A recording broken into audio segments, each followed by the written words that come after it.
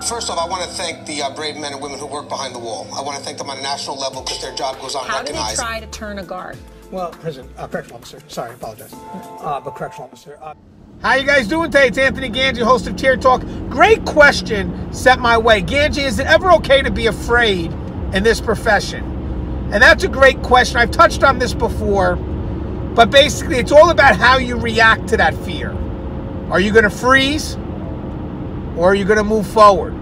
And the key is to move forward, to stand your ground. So what I wanted to do today, just to make sure that people know it's okay to have that feeling, is I'm going to forward this episode to a bunch of our experts who are so quick to submit videos our way. They're going to give you specific stories about when they were afraid and what they did at that moment, how that fear became a motivator, and how they were able to break down that obstacle. So when we get back from our sponsors, that's what we're going to do. I'm going to give the video over to these experts, and they're going to share some very good stories about the times that they were afraid and how they overcame that fear. Again, fear being a motivator as opposed to making you hesitant. Now, guys, if you haven't, the show Tier Talks for you brave men and women at work in correction. So please subscribe, interact, engage, comment, hit that bell. That bell's going to notify you every time I post up a video. I stand by for our sponsor. When we come back, I'm giving this show over to a group of fine experts who are going to talk about real life stories of when they were afraid and what they did to overcome that fear. Stand by. I wanted to attend a university that had an intelligence program. I wanted to look at problems different. I wanted to increase my critical thinking abilities. AMU offered those avenues to expand. Obtaining your degree as an adult, you're actually paying yourself and investing in yourself. You can't put a dollar on it, it's priceless. It's something that can never be taken away from you. American Military University. Learn from the leader. This is Keith Helwig from Cops Corrections Videos. If you like my videos, please hit the red subscribe button. Today I'd like to talk about something that affects all of us, whether we work in a squad car or on a cell block, and that is fear. We've all had to face fear during the course of our career. Any correctional officer or police officer that tells you they've never been afraid is lying. There isn't an officer out there who hasn't been put in situations where they've feared for their life or they've just generally been afraid of what's happening. I recall an incident very early in my career. I was 23 years old. I had just finished school and started working for the state. I went through 6 weeks of classroom and on-the-job training, and I was thrown into the housing units. At that time, classification consisted of basically 3 different things. Inmates were classified as either introverts, extroverts, or situation normal. Of course, that meant if you worked a unit with introverted inmates, it was nice because they were quiet, they kept to themselves. If you worked situation normal, you had kind of a mixture of the two. If you got stuck in an extrovert unit, well, those were the troublemakers. So here I am, 23 years old, fresh out of school, grew up in a rural Wisconsin town, really didn't have a whole lot of familiarity with street criminals, things of that nature. And I got put into the most extroverted unit in the prison. Unit 3, Black River Cottage it was called. In Black River Cottage at that time, there were 40 inmates. Out of those 40 inmates, 26 of them were black. Now I'm not telling you this because I'm prejudiced. This comes a factor later on in the story that 26 out of the 40 inmates were black. Well, I was working third shift, and on third shift at that time we only had 3 men to respond. 3 men to respond in 12 housing units. We were all separated, and it was 1 person working to a housing unit. So I was working Unit 3, and it was a Friday night. They had Friday night fights on. And at that time, the inmates could stay out of their cells, basically their rooms, because it was medium security, until 2:30 in the morning. So it was about 11:30, quarter to 12 at night, and they were watching a boxing match that was on TV. You got to remember, this was back in the days before cable TV, so things that happened in California, if it was a big fight, it was broadcast later at night in Wisconsin. So they're watching the big fight, and out of the inmates in the cottage, the day room, which was directly in front of the officer's station, was filled with approximately 26 out of the 26 black inmates that were in my unit. There were a few white inmates watching as well. Needless to say, it started getting quite raucous when the fight began. The fight on TV, that is. Numerous times I had to go out and tell them, you guys need to quiet down. The reason they needed to quiet down is because in the day room also there were 6 beds where inmates were trying to sleep. So after telling them about 4 times, I went on and I told them, if you guys pull this crap again, I'm going to shut the TV off. So I went back to my office, and it wasn't 30 seconds, and a roar just went up from down there because they were watching the fight and they were getting into the fight. Now, being young and dumb, I decided I needed to follow through on my threat, and I reached back and I hit the master switch and turned the TV off. I walked out of my office and I told them, as soon as it quiets down out here, I'll turn the TV back on. Of course, there was some pissing and moaning and rumbling and grumbling. I went back to the office and it got quiet, so I turned the TV back on.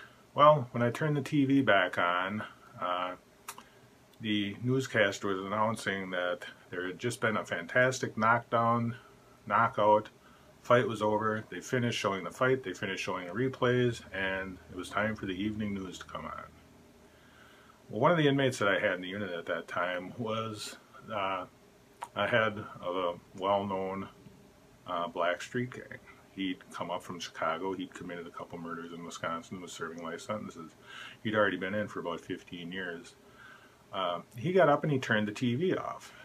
And out of the 26 inmates, they all came up into the upper day room area, which was adjacent to my office, and sat at the dining room tables and just stared at me. Now, I was in my office. It wasn't a secure office. It would have been pretty easy for anybody to get in there. I was by myself. At that time, we didn't have walkie-talkies, we didn't have OC, we didn't have anything. We didn't have emergency body alarms, nothing. So I have probably 20 out of the 26 black inmates in the unit that are just sitting silently at the tables staring at me. Was I scared? Hell yeah. I was shakier than a beagle shit in a peach pit. I looked out and I saw these people staring at me, and I could see anger and I could see hatred, and I knew I had to do my job. Well, part of my job was doing count, and it got to be midnight and it was time to do midnight count. Now, I knew kind of that these inmates were waiting and they were watching, and I was thinking, if anything's going to happen, it's going to happen now, because I have to leave the office. I have to walk down the hallways, and I have to do count. I have to check in each room because not every inmate was out there. So I called the control center and I told them what was going on. I told them I screwed up and, have somebody stand by in case trouble happens. Well, at that time we had 4-cell mag lights.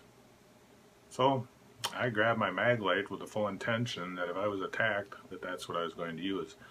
Now, when I left my office and I closed that door behind me, was I scared? Oh yeah, I was scared. But with fear, you have 2 principles: the principles of fight or the principles of flight.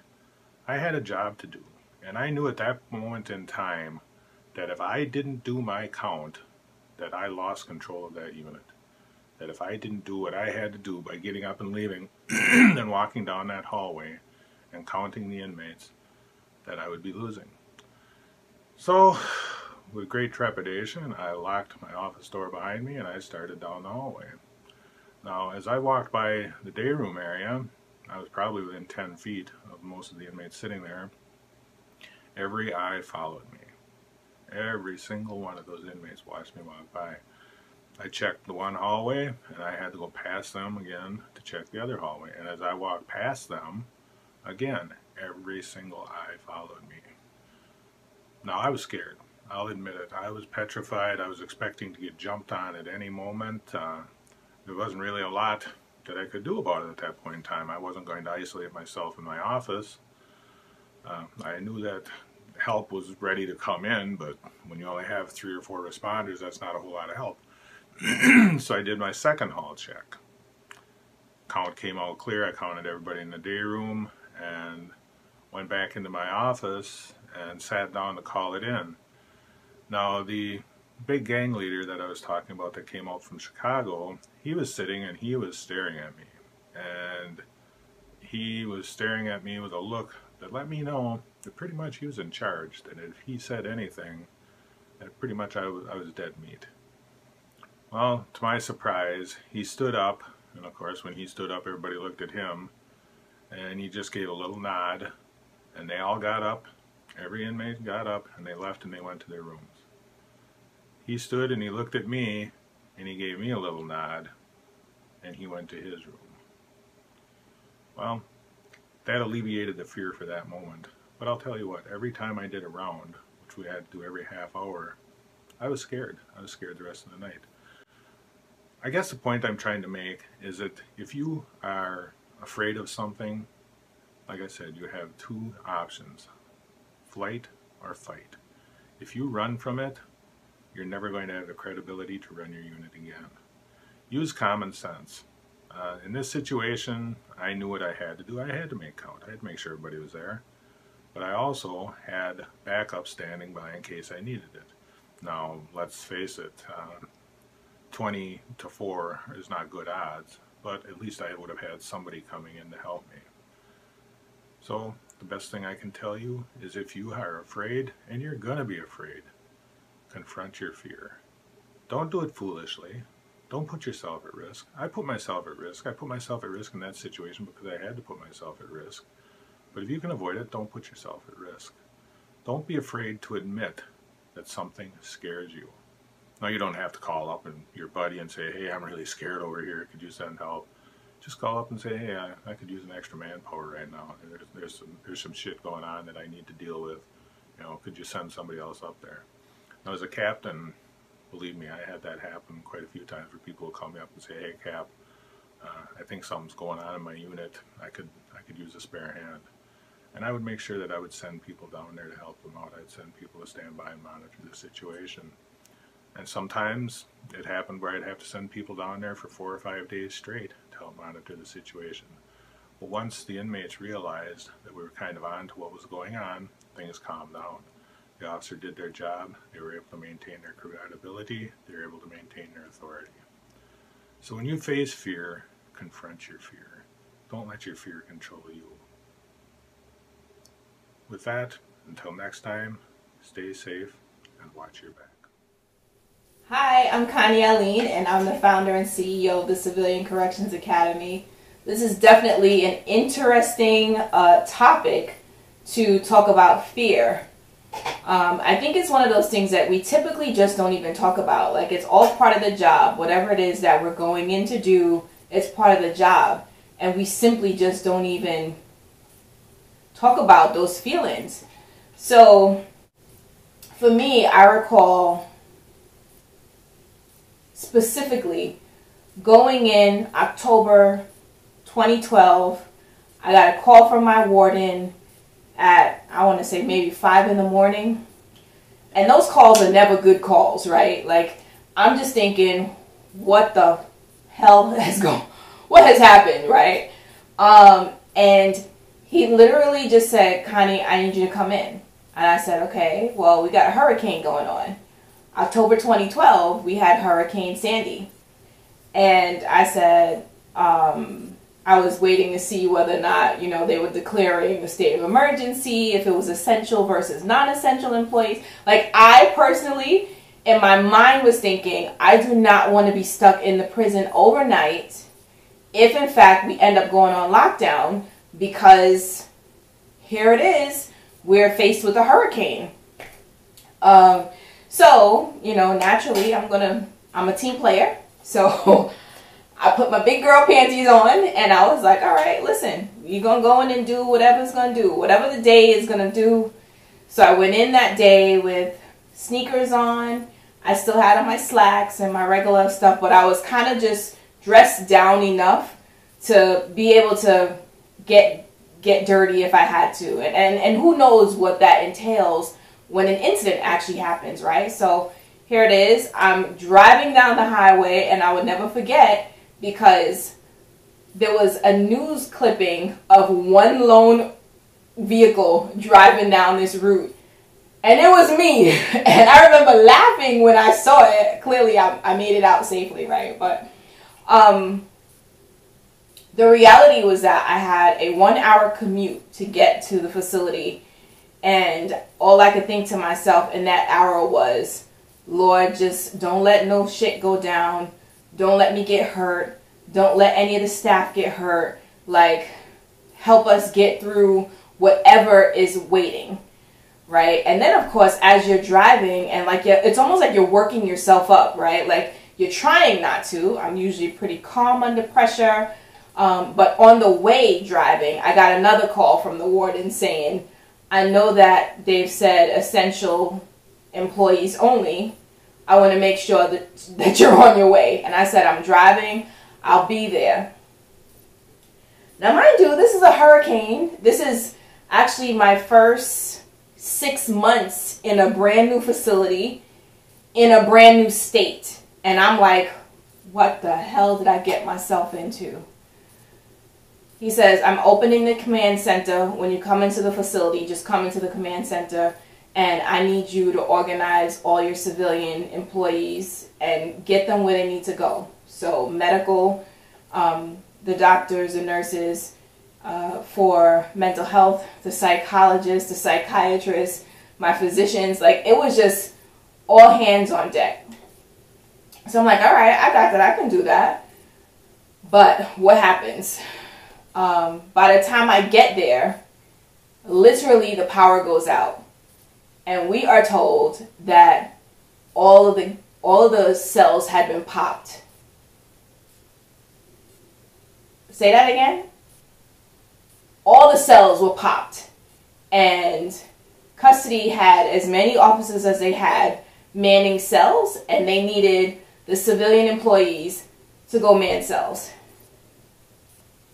I needed to coordinate my employees, civilian employees no less, who were not trained for none of this, right, to go man cells. It was the first time in my career that I felt like, okay, this is not something I would be willing to do. And they always say, like, great leaders, you have to be willing to roll up your sleeves and do the same things that your employees are, what you're asking your employee to do. And I was like, I go to the ward and I was like, is there a backup generator? What's the plan? I mean, like, because I now have to go back to the civilians with as much information as I can and explain to them why they are being asked to kind of put themselves in harm's way. Now, we walk into facilities and we know that at any given point in time, anything could pop off and you could be asked to do anything. But when it really happens, that's a whole different experience. And I have to say, from the second phone call he made to me, I was afraid to go into work. And then even once I got there was so many cars on the compound because no one was able to leave for their the last shift was not able to go home. So now you have third shift and first shift all there, and everyone really trying to like stay in this space of calm. But you got those inmates that want to pop out the cell, they want to carry on, they know that there's more of them than there is of us. On top of that, we are coordinating medication, so morning meds needed to happen. And to add insult to injury, the facility at the time was the only co-ed facility. So we had males on one side of the compound. It was about 350 males on one side of the compound. And then we had all females, about 1,300 females, all security levels on the other side of the compound. And it turned out not only did we have power go out, we also had flooding because we were like on the coast. So when the Hurricane Sandy came in, it flooded one of the like dorms or the housing units, and we had to evacuate. So we're doing evacuation while trying to keep inmates secure, while trying to do meds. Even going on lockdown doesn't matter because nothing is locking. The warden, of course, is like calling in for, as much backup and support as he can, and getting like the facilities management people on to make sure that this power comes back on. I mean, it was the most unnerving time. At any given moment in my mind, I'm like, okay, anything could happen. Like, anything could happen. And the other side of me says, okay, so suppose now something happens to one of your staff. You now have, on top of no power and inmates possibly being able to get out of cells, you also had the awful thought of a medical emergency in the midst of all of that. And how do we triage? Like, what's most important? What do we stabilize? How can we stabilize anything? How do we make it happen? And I mean, I must say, like, the team was awesome. The team was like, all right, this is just what we got to do. I mean, of course, there were a couple of people, they're going to go to the union, especially as civilians, you know, like, we're not trained for this, we shouldn't be called. No, this is about safety for everybody, right? This isn't about, oh, you can just decide when you're part of the team and other times you're not part of the team, you know? Like, the team needs all hands on deck. So on hands on deck means just that. And quite frankly, I was like, where do you want me to go? You kind of just brace yourself for whatever it is that's going to happen. You know, I felt like, okay, so I was in the facility long enough to have a little bit of social collateral. You know, I knew enough officers, I knew enough of the inmates, I knew enough staff to kind of like not feel like I was alone, like I wasn't going to have any backup. But here's the reality. At least 1,300 inmates could possibly get out. And granted, the mental health side had a different lock situation, you know, but general population, the lock situation ain't the same. Whether you in a housing unit, you in a dorm, like, anything could happen. I just remember that day saying, let me give my mom a call, let her know what's going on in my work environment, and let her just know that, like, anything is possible. It wasn't one of those over-exaggerated moments where you just kind of say, all right, well, you know, it's going to go down, so, like, I'm going to give you my last words. It was not that at all. But it really was one of those times where I was truly afraid, and I had no idea how the day was going to unfold. And thankfully, it didn't unfold crazy. You know, thankfully, we were able to get everything under control without any major incident. Hey everyone, my name is Russ Hamilton. I'm a retired sergeant with California Department of Corrections. Anyway, Anthony wanted me to do a quick little video on fear and what it means to us in corrections. Now, fear, of course, can be useful, but fear can also be very counterproductive. And there's no one working in this business that hasn't experienced fear. There may be some people claiming it, but I just think that that's beyond the pale, because I don't think that you can get through this career without having felt afraid at multiple different stations through the whole thing. So, having said that, what I'm about to present to you is going to lead up to a little story about fear at the end here. But fear is an emotional response. And as an emotional response, it's a lot stronger and felt a lot more quicker and in a lot more ways than a rational response from your rational faculty, which is the thinking part of your brain. Now, somewhere along, probably I'm going to say my second or maybe my third year in corrections, started experiencing fear a little bit differently and started dealing with it a little bit better. Because as you start to get exposed to this stuff, you start to be able to think your way through it a little bit better. You're still jacked up, but you're also listening to your rational faculty, and you're figuring out the steps you should take, and you're taking them more quickly, you're acting more effectively. So back to some physical things about fear are, as you start to experience fear in any critical incident or any particular phase of an incident, what starts to happen is you start to experience something that's called the tachypsychia effect. And all that means is that you start to have physiological effects from it.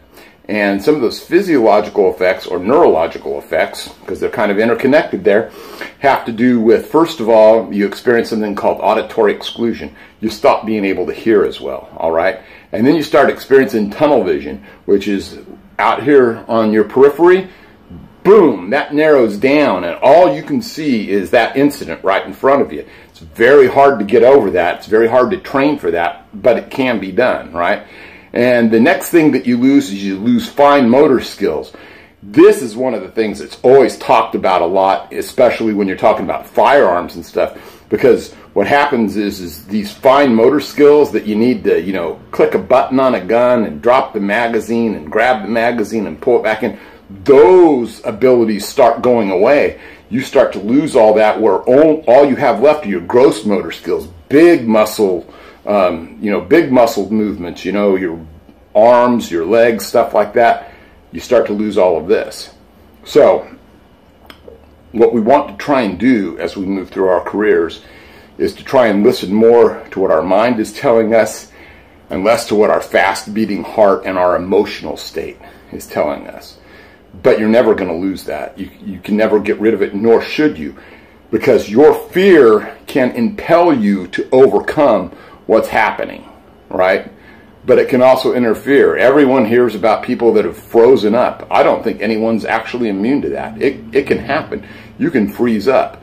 One of the things I always try to tell new officers is instead of freezing up, just try and do anything. Key your radio and start talking. You know, shout as loud as you can. Stop it, get down. Get people listening, you know, in the area so that they know that something's happening there. But just impel yourself to one little action, and that action will beget other actions. Okay, so enough of that. Quick ramp up. Here is the story, all right? And I got to start with where this story happened about a week prior. About a week prior, a good friend of mine, who was a sergeant, was in the chow hall, and he got rushed by about 14 inmates.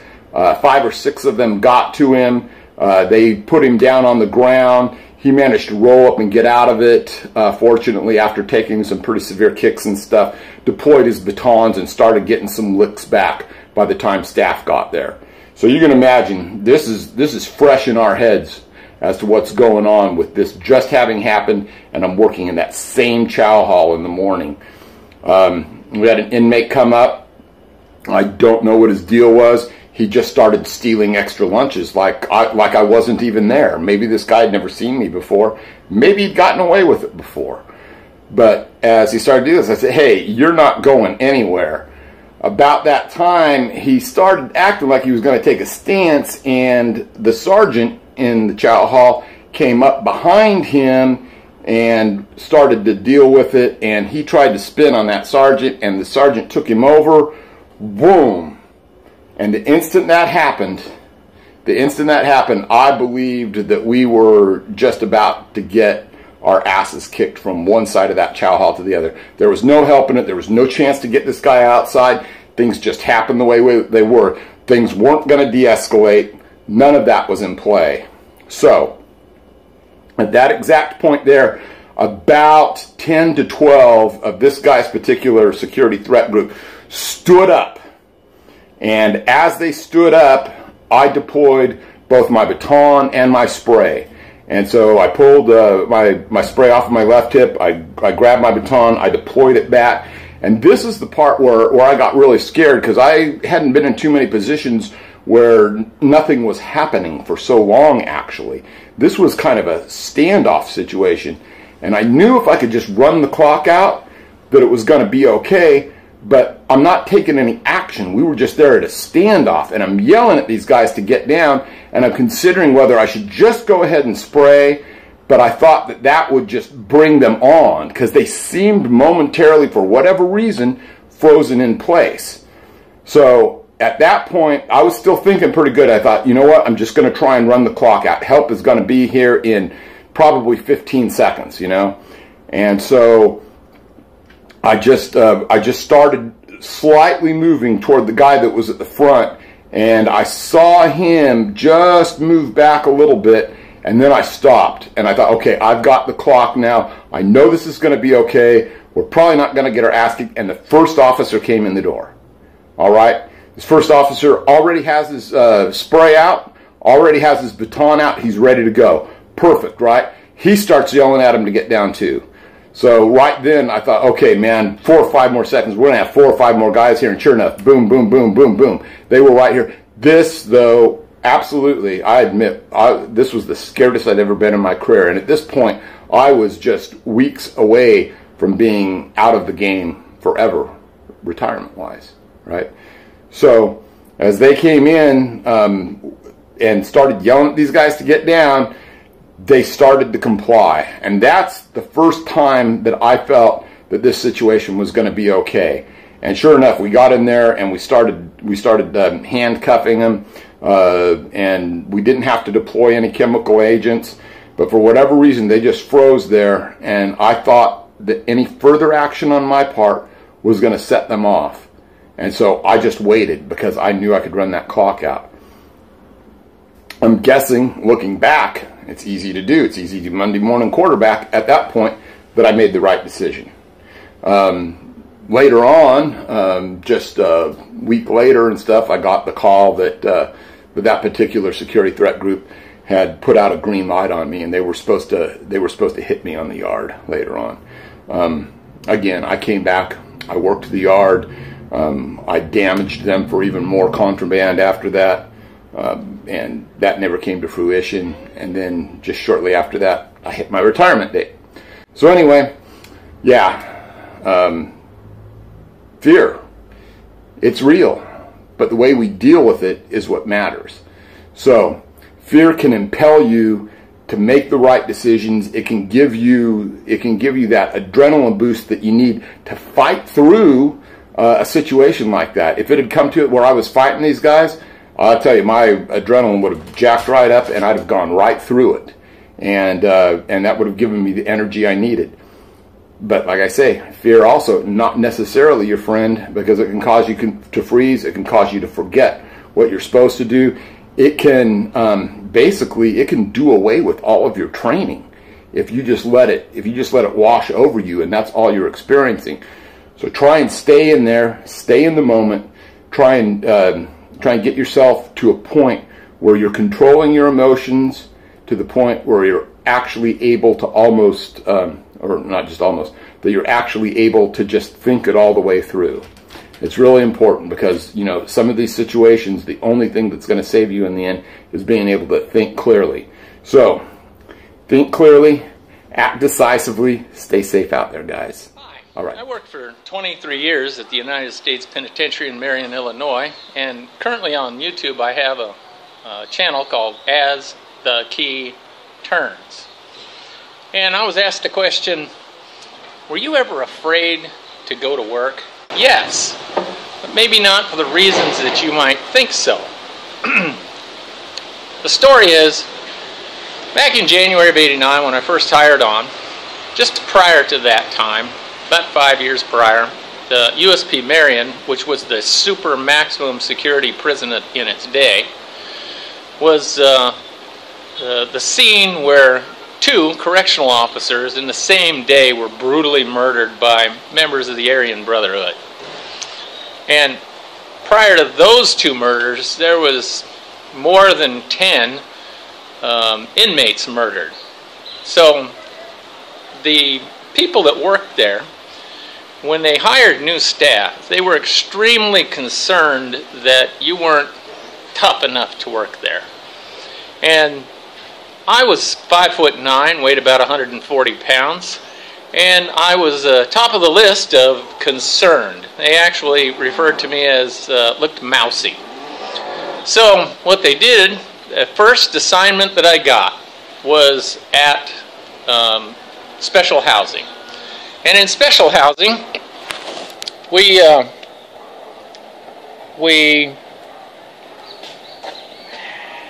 housed the people that weren't able to manage living in general population of the worst prison in the federal system. So that ought to tell you who the inmates were that I was dealing with.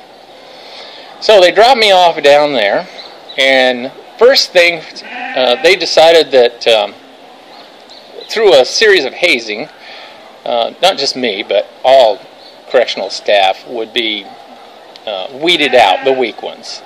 And there was even an incident from one of the other guys that I worked with or hired on with, where he was grabbed in where the neck joins the shoulder, and a guy squeezed it real hard. He called it the claw, and he used it on inmates and staff alike. And he injured this guy, and the guy decided that he would rather just go back to being a police officer. It was an easier job. So what they did with me was they decided that since I was so small and mousy that I must be gay.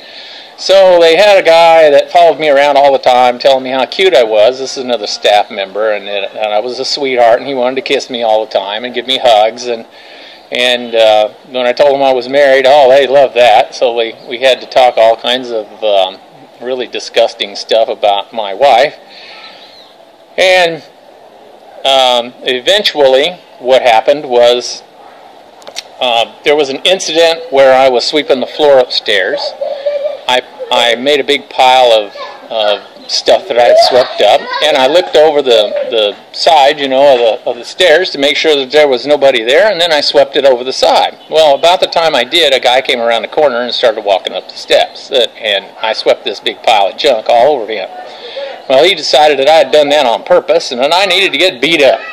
So he was down at the bottom of the stairs threatening all kinds of physical harm to me, and I told him, come on up the stairs, I'm sick of this job anyway. I'm not going to put up with much more of this crap. And all of a sudden, everything was okay. It was just perfectly fine. And they laid off me.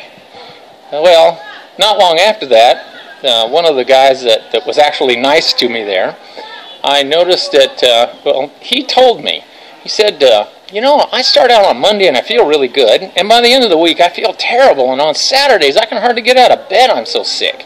Sunday I feel a little better, and Monday I'm back to feeling fine. He says, I think there's something I'm allergic to here, or something's, you know, really affecting me here at this place.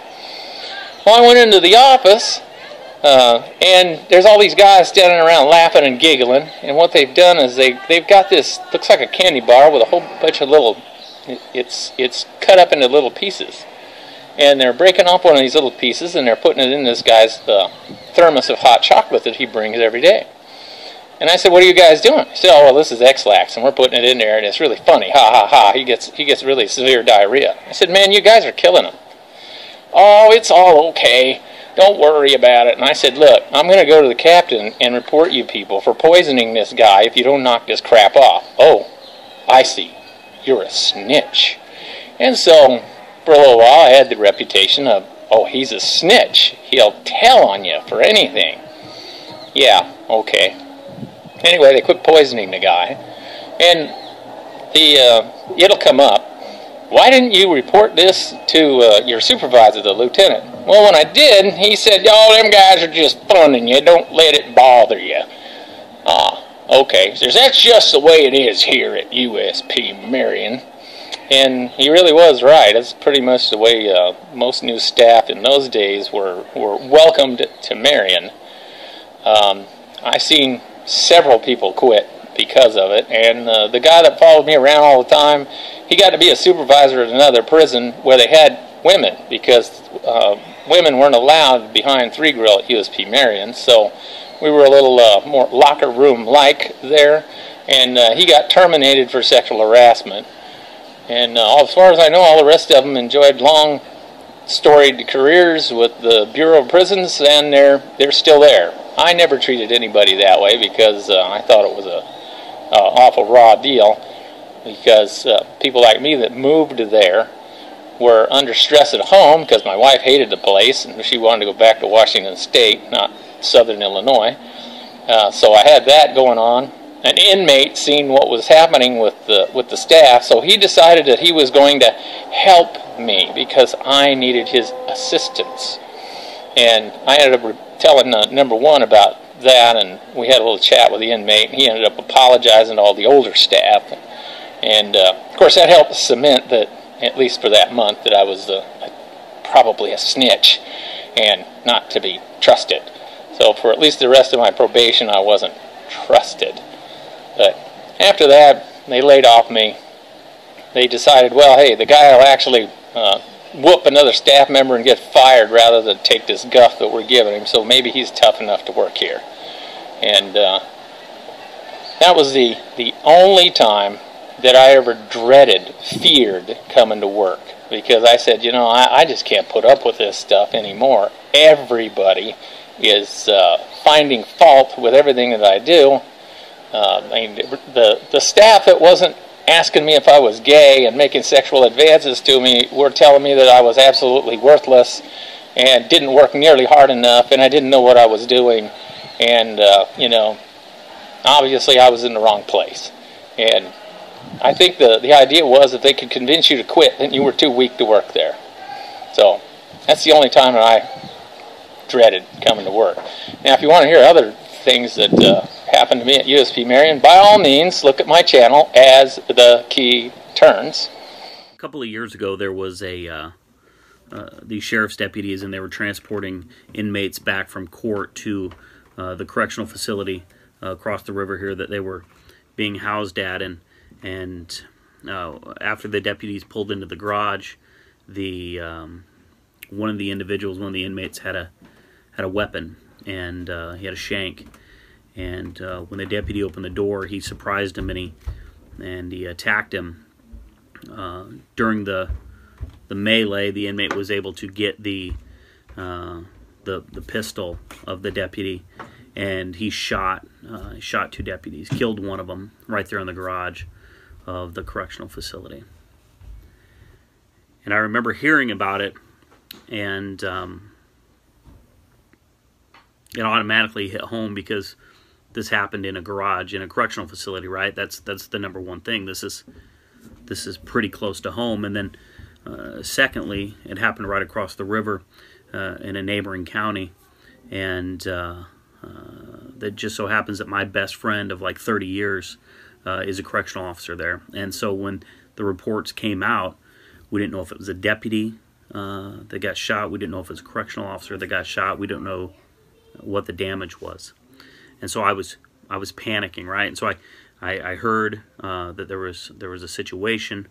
They had the jail on the TV, and this guy had, after he shot the deputies, and he stole the van and drove it through the garage door to escape. And so I tried to call my buddy, and I tried to call him, and I tried to call him, and he wasn't answering his phone, and I was panicking, I was freaking out. He got back to me eventually because he's on the night shift, and so he was sleeping. But now he's panicking because he wants to know, who was involved and who it was. And then the police caught him. There was a chase. He actually, when he broke out of the jail, he went and he tried to carjack another person, and he shot that person, and then stole the vehicle and came over into our county and got arrested and got picked up. And my thought was, this individual is coming to my facility. He's coming to my jail. And he's going to be placed in segregation. And that's on the floor that I work every day as an escort. And so there were several factors here. Not only the fact that it was a very tragic thing that happened, but it happened in our own backyard, right? And now this guy, this murderer, is coming right to my floor, to my facility. And I've dealt with murderers before. We have, spree killers and serial killers and just everybody, right? It wasn't what he did, but how he did it. And I couldn't sleep that day, and I thought about it, and I just, throughout the day, I started getting more and more anxious because I knew that in 10 hours, in 9 hours, in 8 hours, I was going to be dealing with this individual who just murdered a deputy, who just stabbed a deputy and broke through and tried to escape through the garage door. This guy, arguably, is the most dangerous guy that I've ever encountered at our facility. And so I remember thinking, as I was putting on my uniform and lacing up my boots and putting my buckle on, and just this overwhelming feeling of dread, of anticipation, because I knew that I was going to encounter this guy. I didn't know how long he was going to be there, but I knew that I was going to encounter this guy. When I got ready for work, and I had a different feeling that night. you know, we always have that thought in the back of our head that when we leave, we say goodbye to our family, it may be the last time, right? But tonight, that thought that I keep in the back of my head was in the forefront of my mind, and so I made sure that I told my kids that I loved them, and I kissed them goodnight, and I kissed my wife goodnight, and I didn't want them to know that I was scared going to work tonight. I remember stepping out onto the porch and shutting the door and just standing there for a minute, and the thought was in my head that tonight might be the last time that I said goodbye to my family. Tonight may be the last time that I drive to work.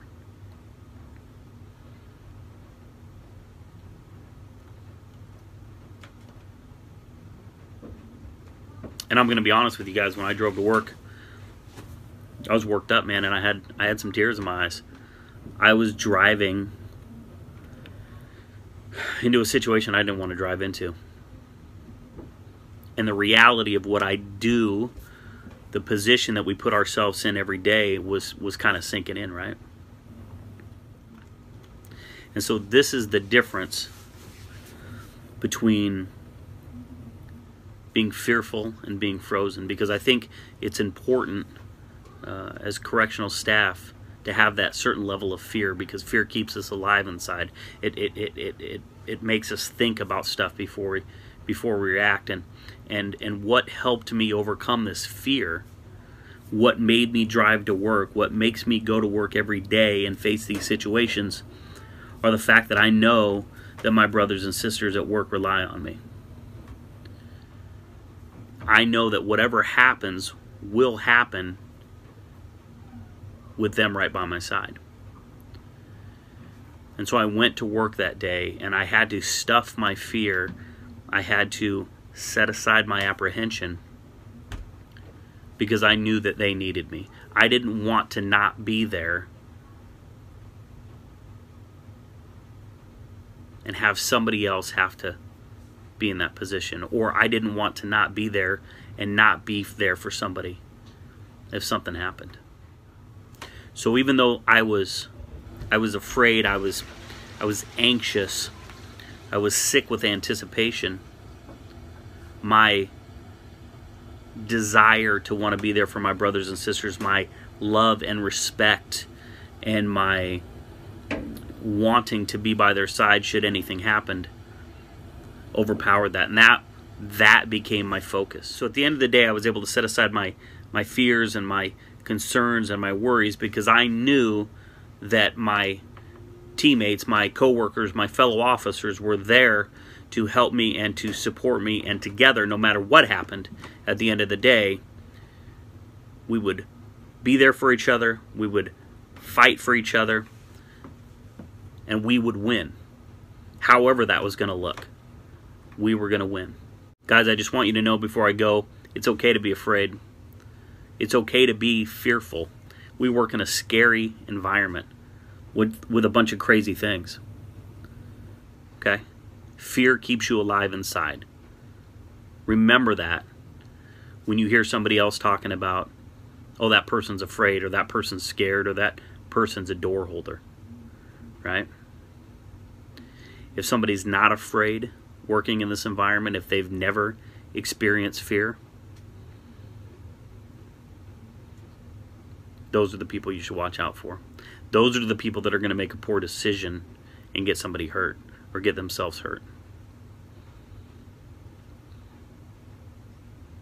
All right, guys, until next time, be smart, stay safe, stay sane, and we'll talk soon.